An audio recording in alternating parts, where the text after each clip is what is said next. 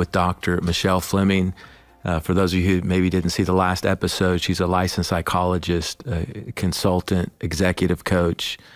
She primarily helps pastors, Christian business leaders, corporations, all kinds of leadership stuff. Phenomenal time we had, but we wanted to keep on going because we started talking after we stopped the recording. And we're like, maybe we need to deal with some of this. And so, Michelle, welcome. Thank you. Dr. Michelle, welcome back again. And we want to deal with some stuff on raising children, parenting. We want to deal with that. Specifically, we also want to talk about the pressures pastors feel when it comes to the guilt that they feel because they can't be all the things that they're expected to be at any given moment. Mm-hmm. And I kind of gave the example of,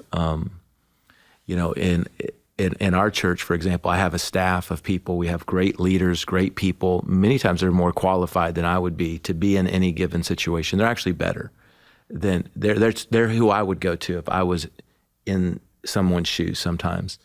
And so of course you delegate, you try to, make sure that the right people are addressing the different needs, but you still end up falling short. You end up falling short because maybe the family was in the church for many years and they were always there, they were always serving, they were always sacrificing, and then they're in a situation that maybe they thought you should have been there and you couldn't be, or you couldn't be there consistently, or maybe you didn't know that you needed to be there in that way. Maybe you've received partial information, incomplete information, or maybe your mind was somewhere else when you just weren't there. The 100 text, or whatever.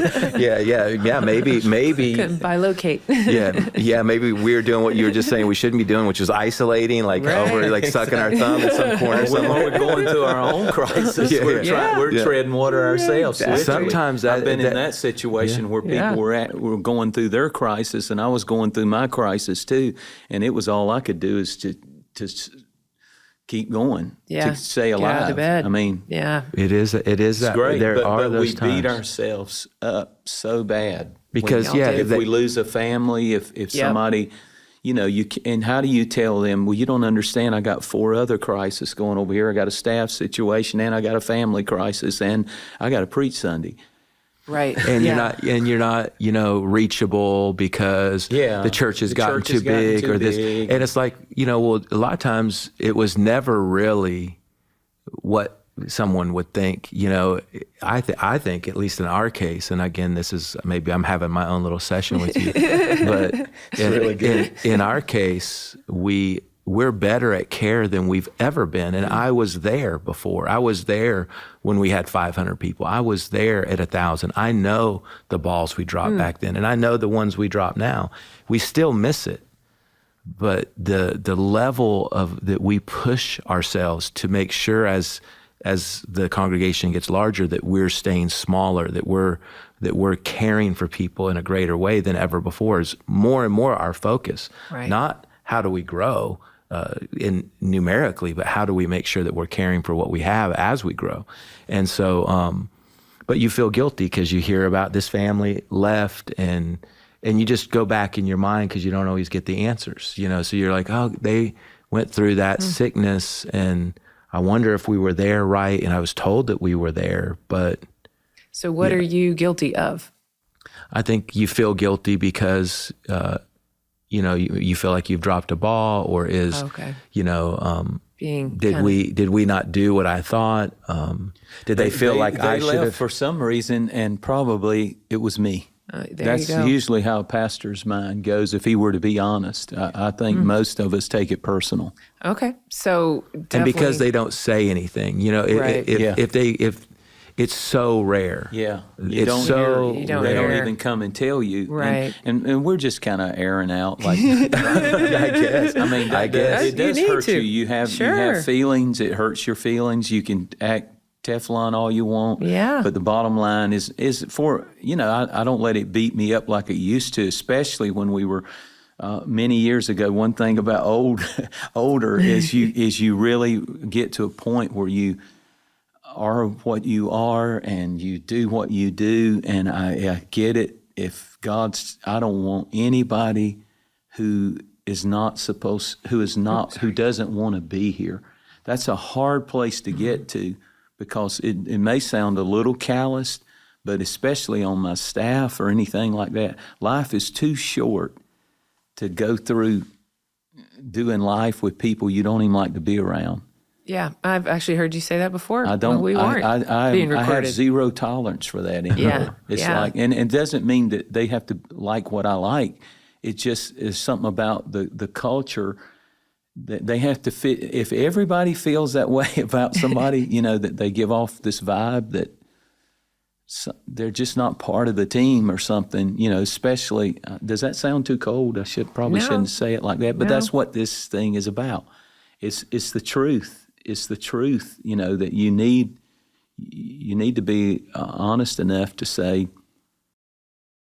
not everybody's going to stay with us forever, and you understand that, I guess. So Well, there's- I think but it too. hurts. Yeah, It hurts. You're hitting kind of both parts of guilt. So I know Okay, kind of good. last episode I mentioned the Townsend Leadership Program. We have a whole training on guilt for pastors, for leaders. Amazing. Really common. Yeah. Where can we find that? Really That's- common. Yeah. I'm gonna watch it today.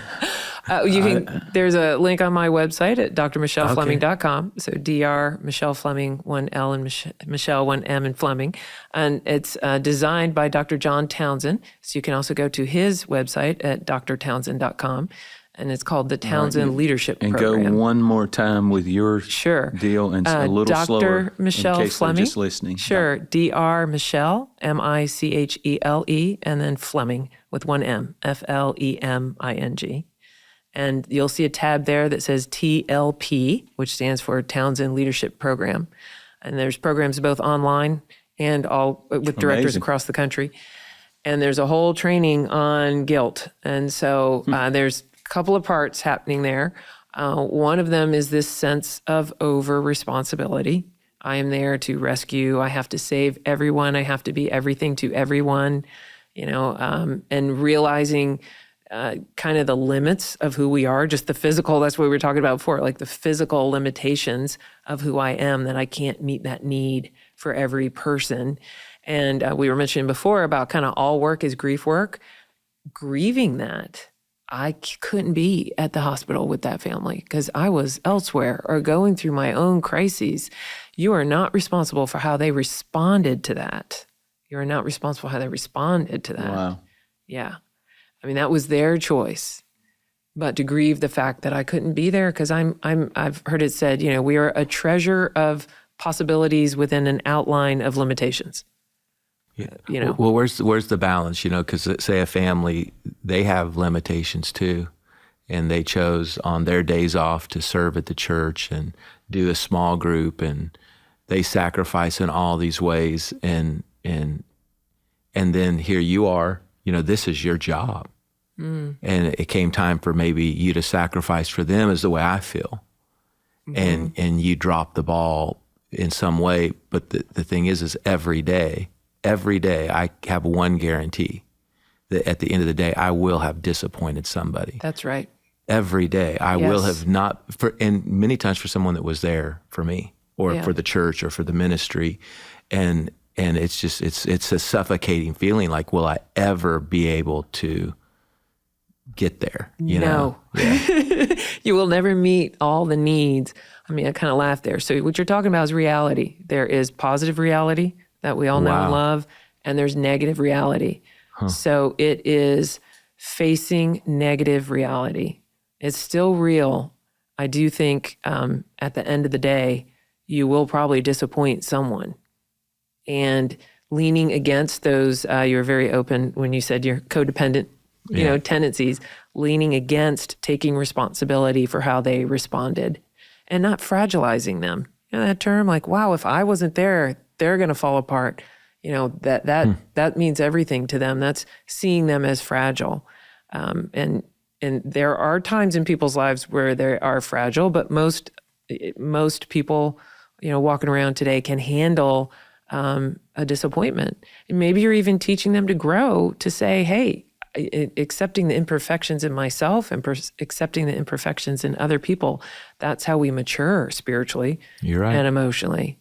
Yeah. And so, like we said, kind of grieving that, where in my life was I taught that I need to keep everyone happy, because we were talking earlier about the burnout. I mean, that's just a formula for burnout. It's good. Yeah, you don't want to sacrifice yourself or your family constantly for everyone else. I would add this: it's a long-term game that you need to play. Meaning, I don't feel that guilt as much at this stage because the church has learned as we have grown that they know it's got to be something really, really, really serious if I'm calling them or and I hate to say it like that. Now, every once in a while, it's just I just think of people and call them, but in general, they know, they get that. But you have to train them. Don't blame them. Train the church to know, and that my church is so amazing in that area. They are so amazing. They are shocked when I call them, or they're shocked when I show up, at the hospital. They're shocked and so appreciative, and it's always the same line: "I can't believe you called. I can't believe you came." And and for everyone that I have done and get to do, I've missed probably 500, that I didn't get to do. And yet the people, I think if you train them, does that make sense? Oh, There's a absolutely. culture in our church that people know I'm a human being, and that they are very appreciative. And it's the little things too, though. Like if you just write a little note or handwritten, and it's not a gimmick. It's from your heart, or a quick phone call, just a quick. And I'd say to all the young pastors out there, you never outgrow that stuff. Especially, do you treat everybody the same? If I'm to be honest, no. I love them all the same, but there are people who've been with me from day one. There are people who are in leadership roles in the church that have helped me build this church, and they are high. There are people who cannot. They're not big givers. They're not anything like that. They're not. But they are precious people that my family has come up with. And they matter. I know them. I know them. I don't. They have. You understand what I'm saying? I know exactly. And that kind of stuff is so important, that you follow your own heart and conscience about, like, if there is somebody that's been around here for 20 or 30 years or even not even that long, 10 years, and I know them and I hear something about them, my heart is to pick up that phone. It'll take me 2, 3. I control even how long, because you can always go to, I'm going to pray for you at the end, and do it from your heart. But it's showing people how much you care about them. And little things like that. I don't know if that makes sense. No, but I think about that. You never outgrow that. You never outgrow that kind of stuff, but you do outgrow feeling like the guilt and stuff of not being there for everything, because it's just impossible. So I think there's a really good delineation in the Bible between guilt and godly sorrow. This is a concept from Bruce Naramore that taught at Biola. I think it's 2 Corinthians chapter 7. So the feeling of guilt isn't as strong in the Bible as it talks about godly sorrow. So guilt, the focus a lot of times is on myself. It's about the past. And this critical judge shows up in my head telling me how I deserve punishment, right? So that's guilt. Godly sorrow is more about the impact on the other person, or the impact on the relationship, or even, my impact with Christ. And it's about the future. And when the judge shows up, it's a warm, kind judge in your head, more of our loving God that shows us both mercy, not giving us the punishment we deserve, and grace. And the outcome then can be repentance if needed, and change. And so the change might be kind of re-educating. What change needs to happen? Re-educating the congregation that I can't be available to all people, or I need to change my approach that makes people believe I'm there. But the shift is more away from myself and into that place of like attachment and moving forward. And I think Paul talks about that. I love the story you told in the last podcast about the pastor that you went to his church and he had a letter from his 6-year-old or something, and I'll let you tell it. But to me, that was one of the most brilliant things because it said to that whole congregation, and I'll let you tell it, but again, because it's probably a whole nother audience. But, something like that lets people know, even discussing this, working it into a sermon and saying, sometimes I feel so guilty.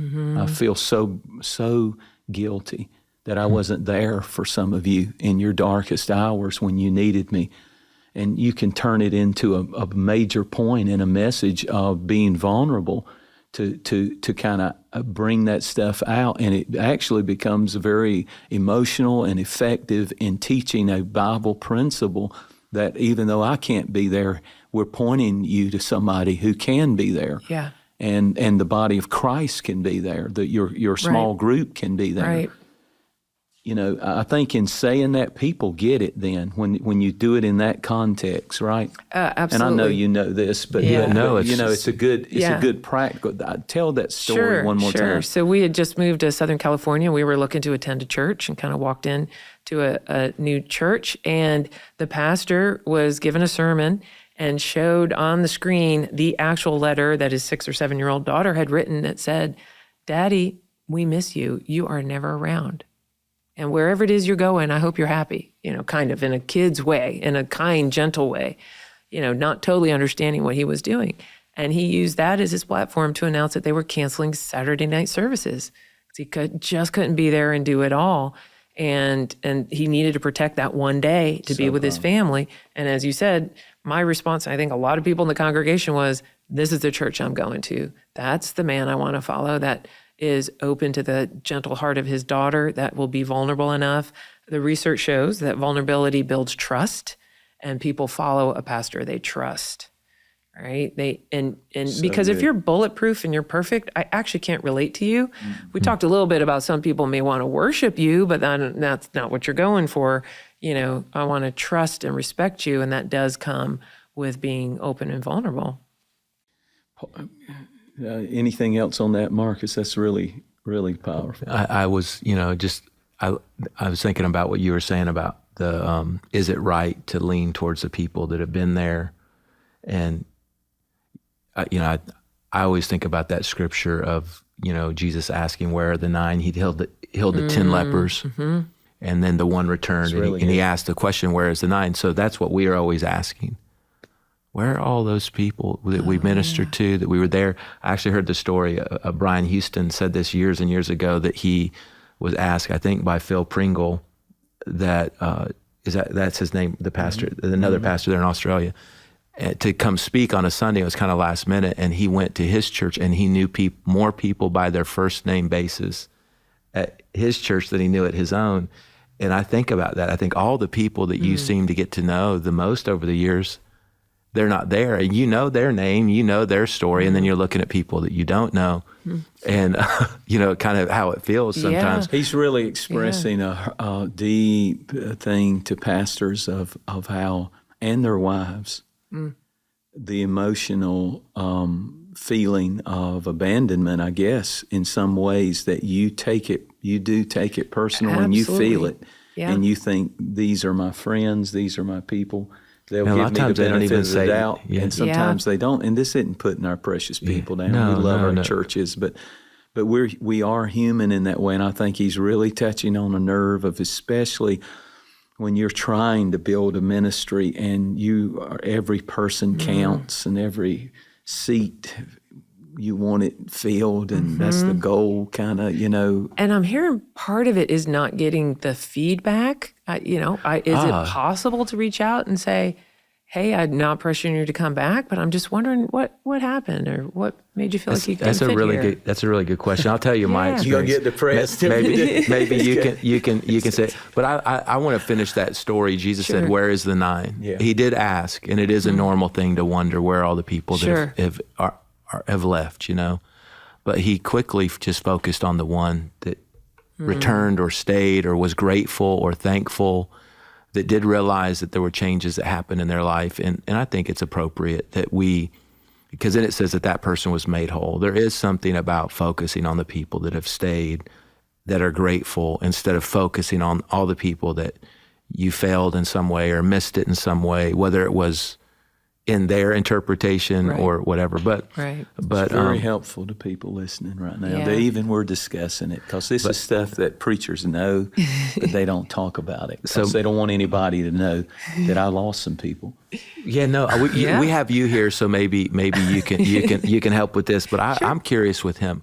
So in all my years of pastoring, anytime, because a lot of times, people they drift. It's kind of a slow thing. I don't know if maybe they're thinking, I wonder if they'll notice when I'm gone this long. I don't know if they're maybe hitting another church one week and then coming back to you. I don't know how they're doing it. I imagine there's probably a myriad of ways they do it. But usually when they're gone, when you find out they're gone, they're gone. And you've already missed it because you didn't know or sense or pick up on it or whatever. And it's too, and so in all the years that I've done this, there's only one couple that I ever chased that came back and it was positive. Not one time did I ever call or check in or go find, try to explain, hear what they had to say. So you kind of get to that point where if they're lost, like lost meaning their heart's broken, they're going through a failure in life, a sickness, an addiction, a marital, that's one thing. But just people that just, I've never been able to go after them and do anything that would amend it in a way like a Matthew 18. So my approach on that is if I hear about a family that is left, even if they didn't notify me, and I hear about it and they were really here and they really made a contribution. I can't say I've done this every time, but if I hear about it or I hear they're considering leaving or they're going somewhere else, I will call them and and usually they will tell me then, and I always, from my heart, I will release them. I'll say, I appreciate what you've done for the church. I'll never forget your labor of love here, and I want you to know the door is always open, and if I can say it with a genuine heart, and they, because good people, it's just change sometimes, and so I'll say the door is always open. I make sure I always say that, and you can always come here and be celebrated and loved because you genuinely were there with me through the thick and thin, and I appreciate it. That's a big deal because many times people circle back around. You give it a few years, it's amazing. It's amazing because they find out that Free Chapel had some issues, and it's always things that they go somewhere else and find out, well, this isn't that unique. That this church has some issues too.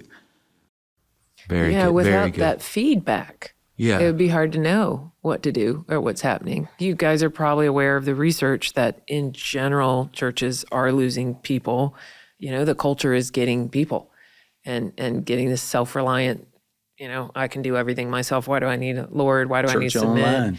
Yeah, church online, exactly. So, just getting that feedback as much as possible, either from them or from people around you in the staff. It's another important piece we talk about in leadership development. If you're not getting feedback, that's not good. No feedback is a bad thing. And when I mean feedback, I mean like this is something that wasn't done perfectly.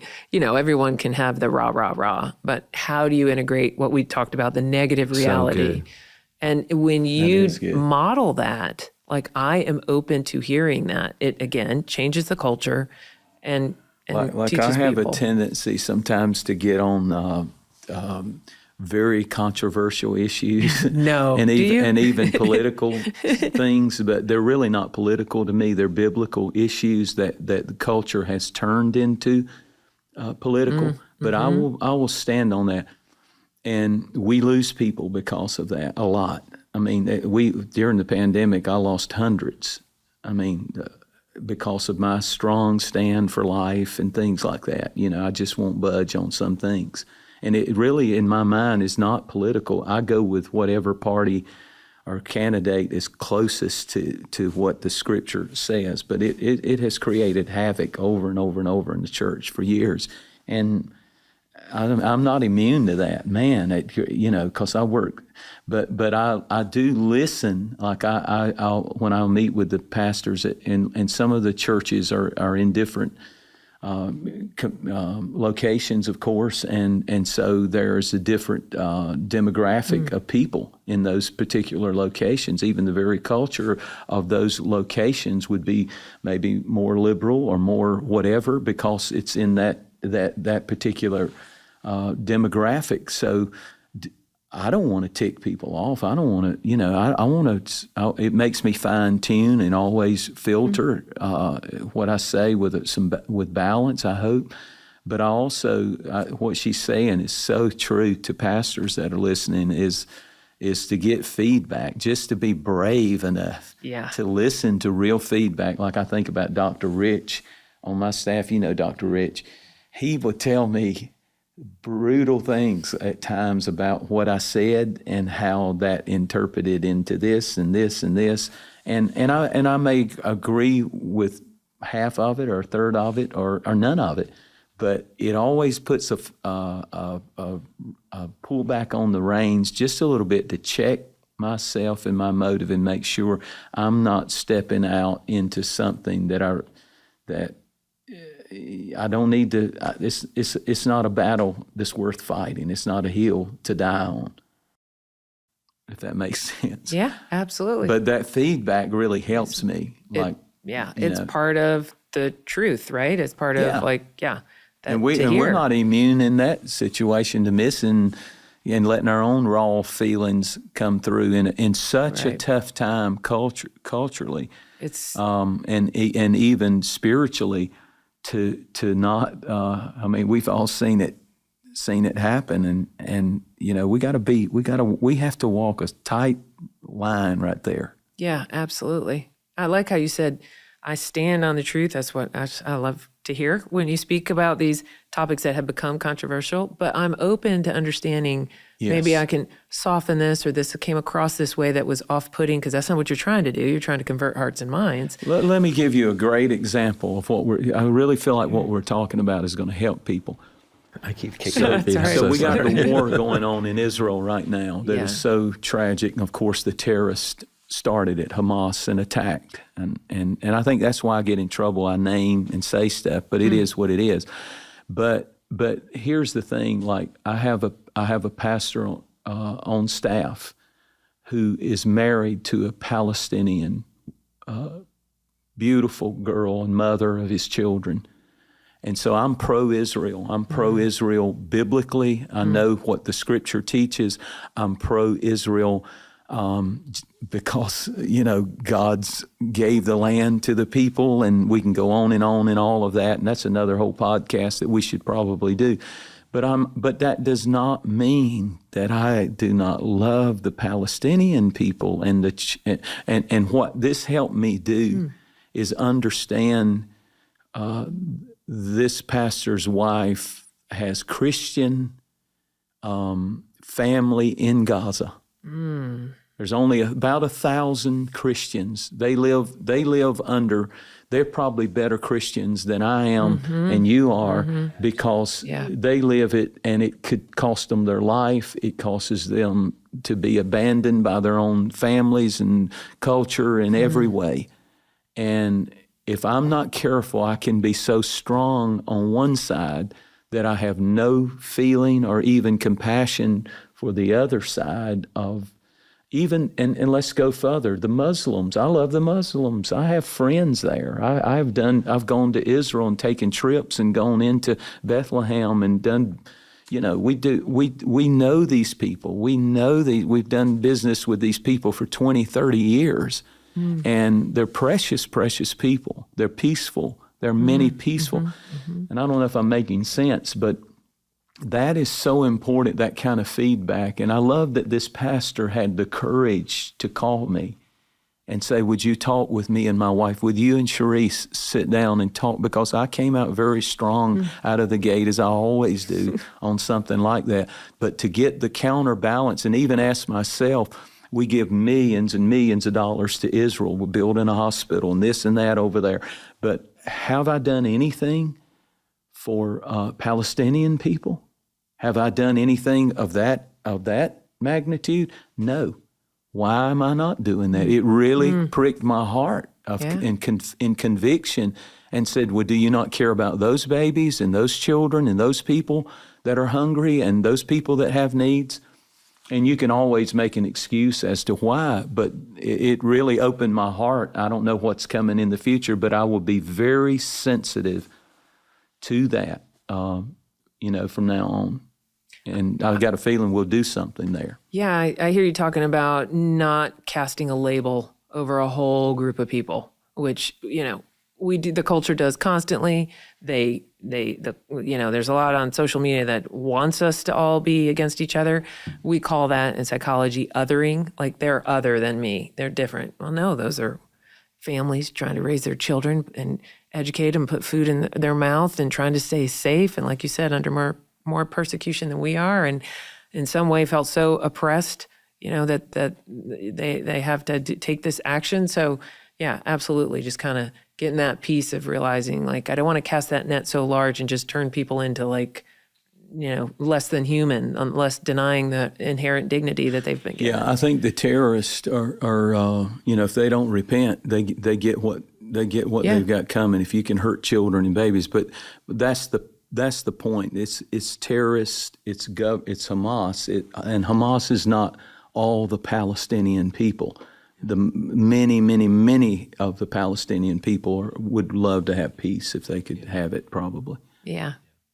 So we digress just a bit there. Sorry. Yeah. I think. Well, we also want we just to help pastors understand, it's okay to say no. It's okay to not be everything to everybody. You can try, do your best, but at the end of the day. And like you said, be vulnerable and open to feedback. Like I really like that letter to even have pastors, hey, you should probably figure out how to integrate this into stuff consistently. To say, hey, I'm so sorry I can't be more than what I am, but this is the reality we live in. Yeah. And we're talking to the impact on the family. And that was another piece that's so important for the PKs out there, right? Yeah. The kids, that is protecting that time and protecting them from all of those pressures that you have under of a pastor. I was working with a pastor who went through a church split. And as you were saying earlier, the folks that left were also his wife's friends and his kids' friends. And the kids were asking, can't we hang out with them again? Or what happened? Wow. Or the families used to be friends. And it's a grief process. And as we were saying earlier, the godly sorrow part is, okay, what's on the other side of that? What change? Where did I contribute? Where am I not responsible? That kind of going through that process and shepherding the kids as much as possible. It's not easy. How do we protect our kids? You're going into something so important. So how do we protect our kids in general? Yeah. And protect them from what would be the question then? From being hurt. I think it's a great topic in general concerning social media, concerning how do you raise kids today? What are in this culture, in this time, and especially if you're in ministry, that there's the added pressure of that on top of everything else. So, can you give us some guidelines of saying no, of how to handle social media, how much is too much, or anything like that? Yeah, absolutely. And because of the forward facing of the pastor, the social media is even more, can be damaging to the kids because you're a public figure. I know you both have probably lived through that. And to recognize that we are going through kind of the same thing that the Industrial Revolution did to culture. We're going through this digital revolution. So we are now raising kids that have these devices that we never had. So number one, I would say educate yourself on the impact of what these devices are doing to children. We're learning it's not just what's on the screen, it's the screen itself. It's the pixels and the changing of the pixels, and it goes in through the eyeballs and what it does to their little brains. And it is contributing to difficulty in terms of concentration, in terms of focus. So limit screen time. There's national standards for screen time that I think are too much, but at least start with those national standards and be sure to limit the content of what they see. It shocks me when people hand their kids this device that is free access to the internet and social media. There's a big push now, no iPhones until 8th grade. Wait till 8th. What we've done with my kids, I have 12-year-olds, is we basically gave them a flip phone. The only thing it does is call and text, and they can't put any contacts on it.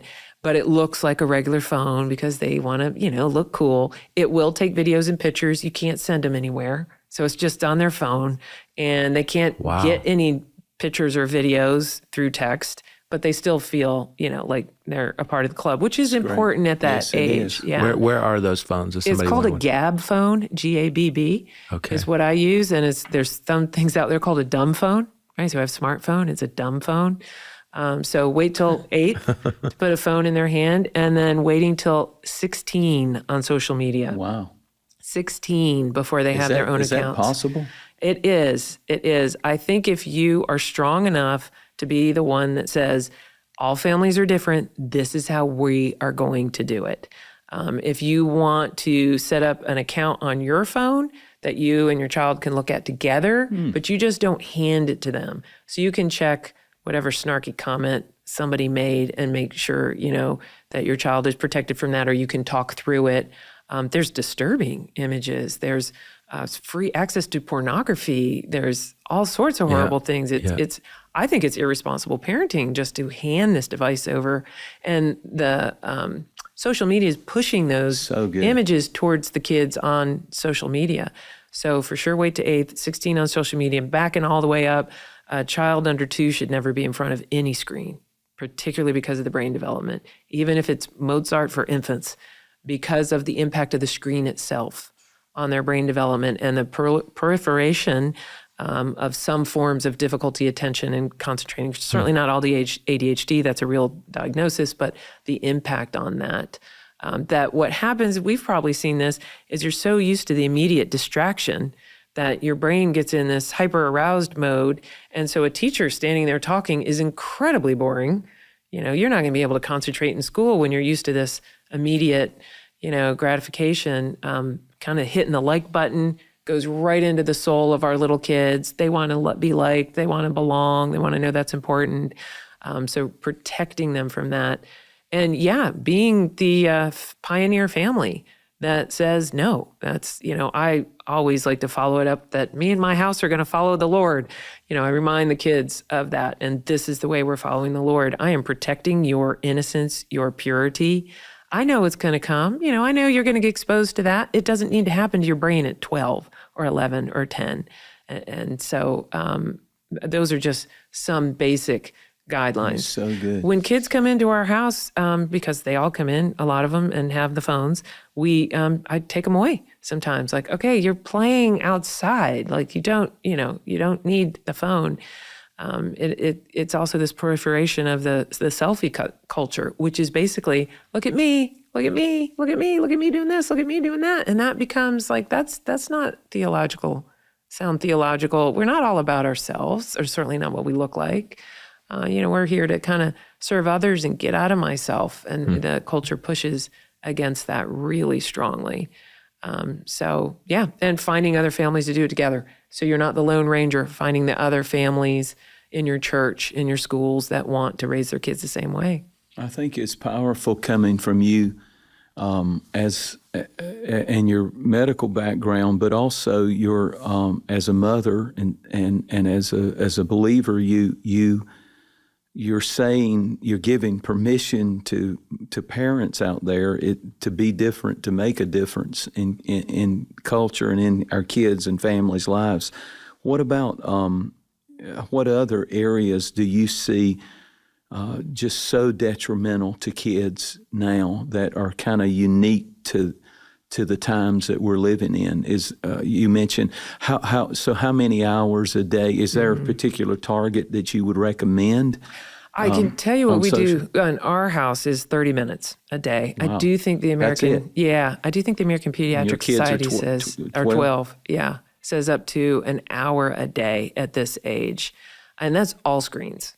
And there's a timer because I am too busy to actually monitor that. So you set it up that their device turns off at that time. And if there's a special day or, they need So good, so they can practical. earn extra time. I think on I that. need that. Oh yeah. Another thing I can we've tell done- even in my own mind where if I'm watching my phone too much, I can't even watch a movie.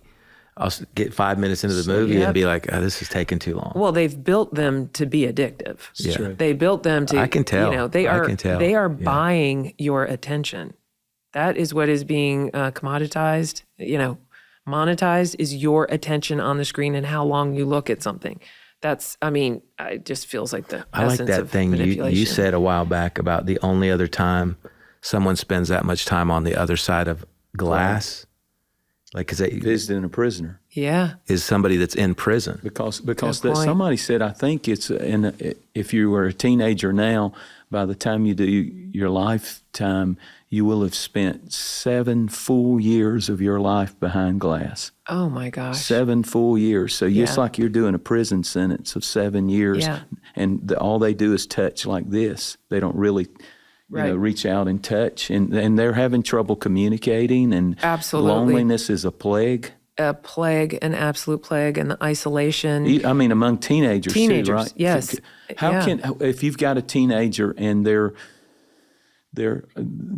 are not they're not social, meaning physically out running, got friends and having sports and all those kinds of things, and they're in this little locked in world. What are steps that can be taken that don't cause World War III in your family if you've waited too late to deal with that? Yeah, so a little bit of World War III might not be bad if it's in the service of you believing you're doing what's right for your child. Wow. Certainly, get some input. You don't want to be doing anything out of your own anger or punitive nature towards your child.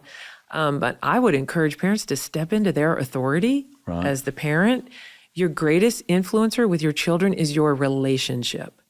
So if you're having problems kind of directing and influencing your children where you'd like them to be, look at what's going on in the relationship. If they're spending that much time in front of the screen where they need to learn to relate first is with you, maybe it's we put down the phones at 7 o'clock, mom and dad included, and we have dinner and we actually talk and make eye contact and learn how to relate to each other, because that's kind of where you first learn it.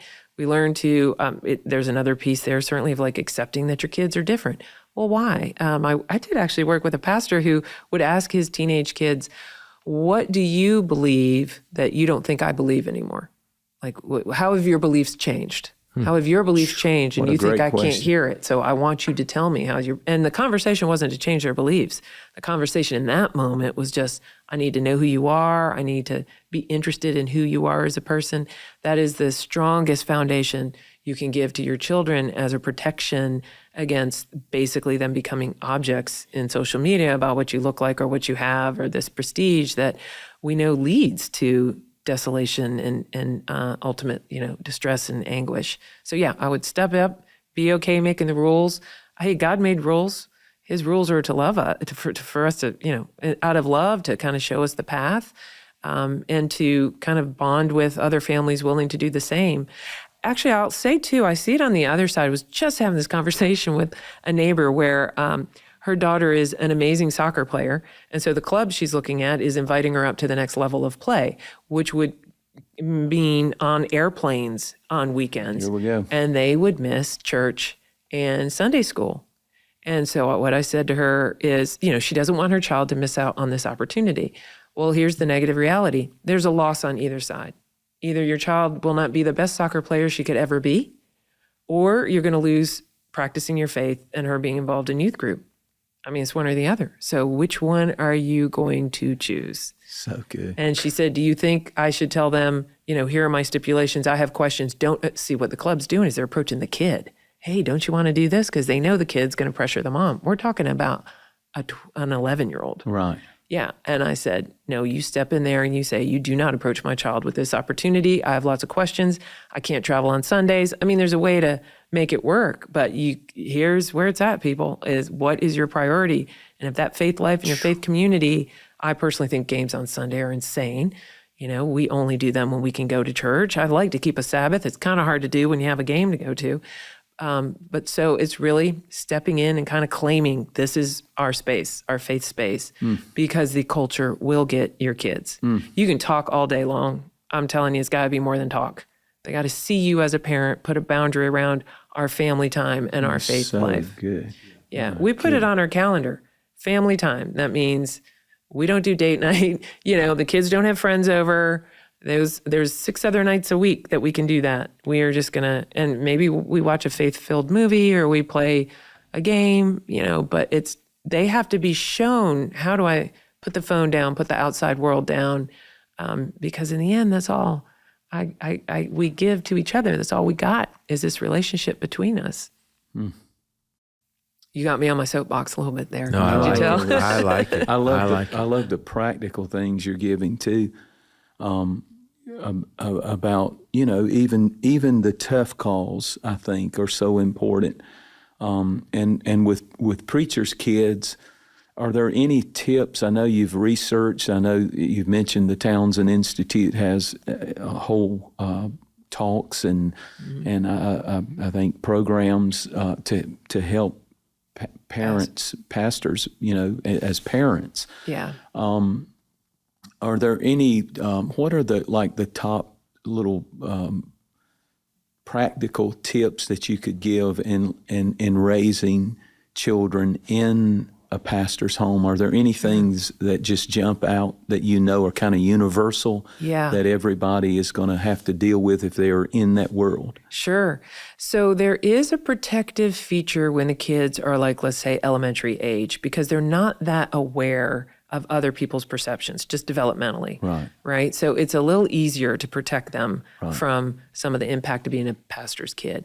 It's right as they go into adolescence. They call this developmentally the imaginary audience. Whether you're a pastor's kids or not, you think everyone's looking at you, if you can remember what it was like to be in middle school, right? So around that 10, 11, or 12, I would be extremely careful of any conversations about, well, what is that going to look like? What are people going to think? What are they going to say? Because they are already struggling with that in their own mind. And if you and your wife need to have those conversations, then they're elsewhere apart from the kids. Really enforcing the belief that this is who we are as a family. Other people might react differently or other people might think this. You can always come to me.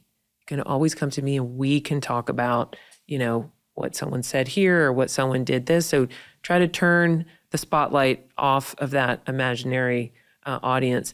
And then I would say as teenagers, don't afraid to be the parent.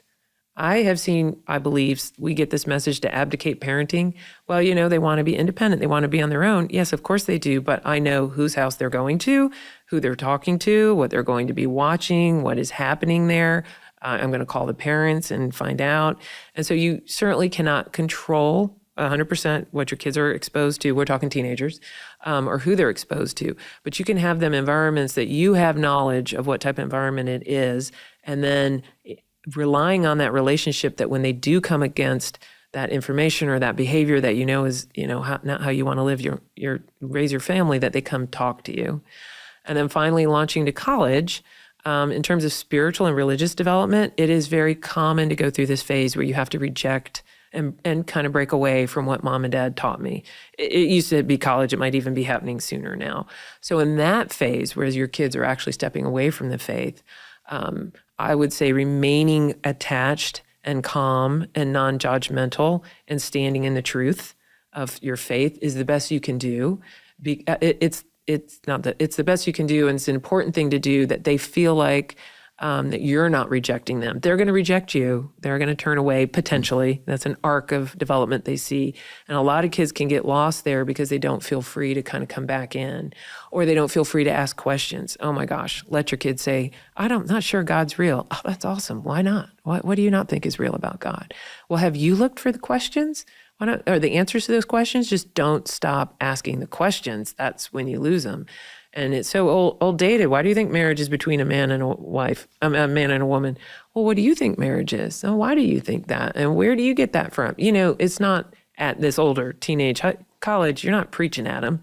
You're more wanting to hear where they're coming from so you can offer, this is how you can explore and find out why we stand on this foundational truth. It needs to become their own.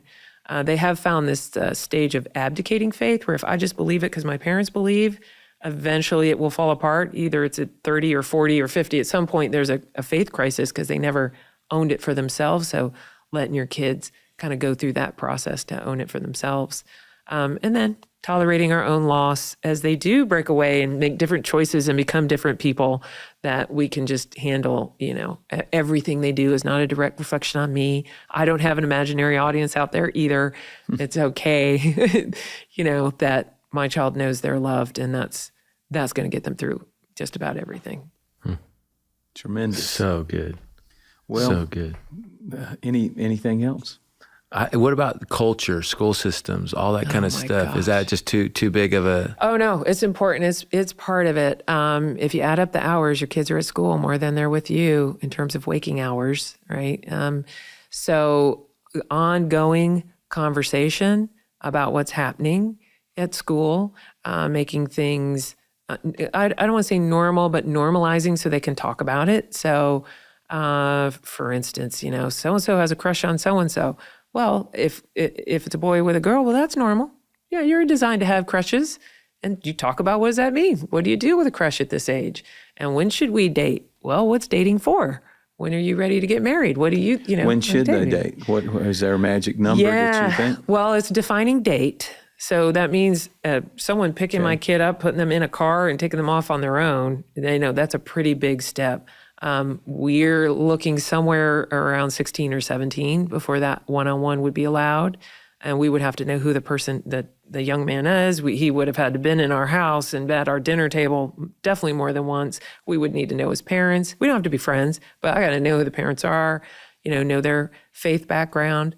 I can't make my kid choose the same faith, but So what does that's faith not mean? old fashioned. That's not you even through statistics or whatever that's still important. I mean, that's interesting to me because I didn't even know if people still think like that, if parents still In think some like circles, what I just said was pretty liberal. There are some circles who believe that you shouldn't date till you get married. And that's why I like the conversation of, what is this dating for? Are you ready to get married? No? Okay, well, let's talk about, you just enjoy this person's time?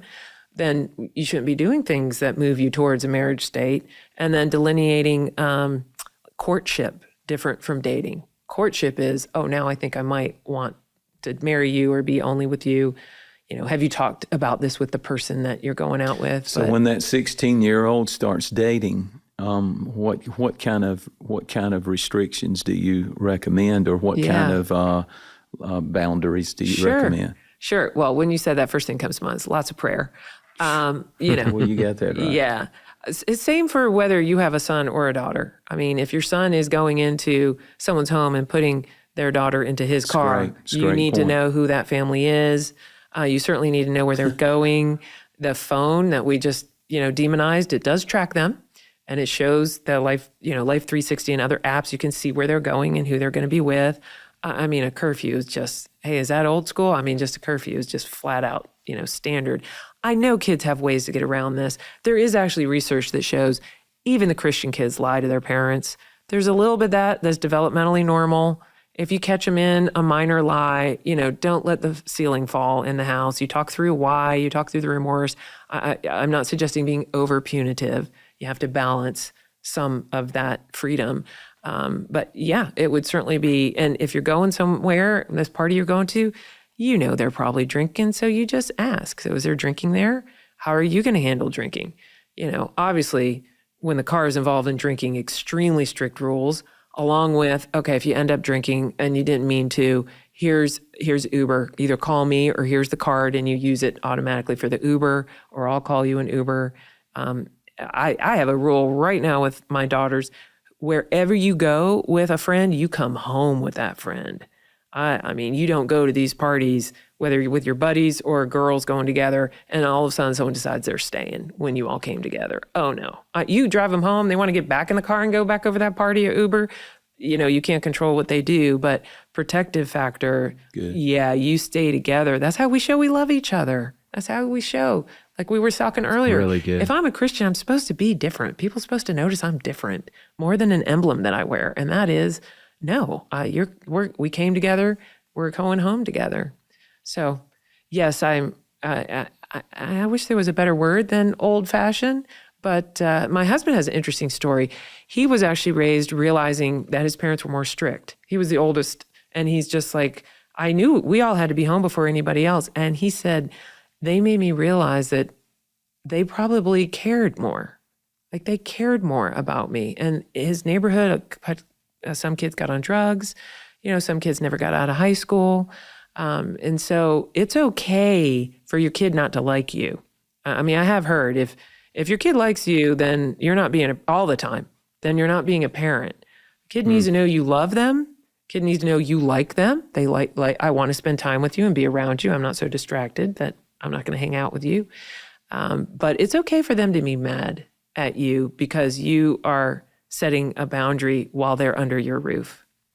And it's so, like you said, building the relationship stronger gives you more ability to enforce. Absolutely. With them, a rule or whatever. And I like influence. that's very true. Which goes back to protecting that family time. You're not going to build a relationship with a 5-minute check-in. Powerful. I felt that the foundation of everything you were saying, somebody might just hear, oh, I like that rule. I like that rule. Yeah. I'm going to enforce that rule. But really everything you said was relationship, Yeah. care, That's it. love. They matter. They matter. Being interested, being curious. Absolutely. Not jumping to harsh judgments. Yep.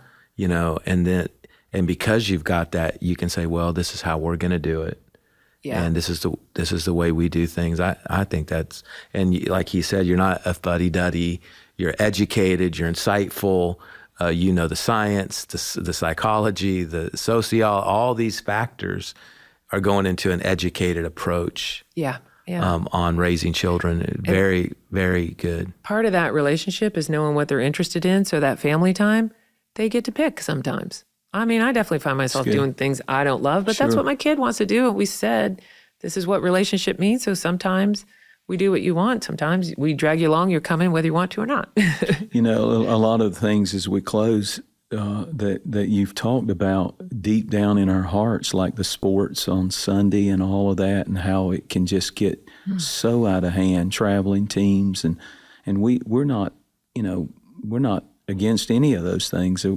Sports are wonderful, but you really do have to make up your mind that there are priorities in your home and in your family that you're willing to defend and stand, right? Absolutely. And hearing you Absolutely. say that, I think, is a great encouragement to parents out there that are doing that.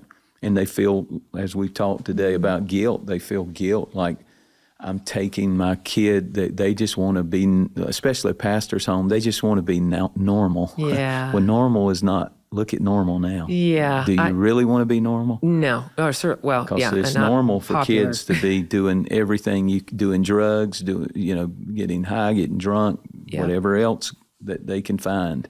So at early ages, so we don't want our kids to be normal. No. We want them to be Christians. That's it. We haven't been normal since the beginning. Well, Dr. Fleming, thank you so much. If people want to get in touch with you, you have so many materials that, and you're very connected to Dr. Townsend and others that you work with that could be very beneficial to people who are listening to this, who have ministries, who want material. And you mentioned you had an ebook. I do. Yeah, I have a free ebook that listing out all the resources we've discussed on this episode and the previous one. And you can go to my website that we mentioned, I think. Give it again. Yeah, Dr. Michelle Fleming. It's Dr. Michelle, Michele, and then Fleming with one M, FLEMING.com. Well, we feel a little bit guilty for taking so much time. I no bet you problem. are exhausted. All we've Thank done you. is thrown questions Oh, at this you. is so Thank you. important. Thank And you. for folks to know they're not alone, for pastors to know they're not Yes. alone in this. Thank you. Yeah, you're welcome. Absolutely. Thank you for hanging out with us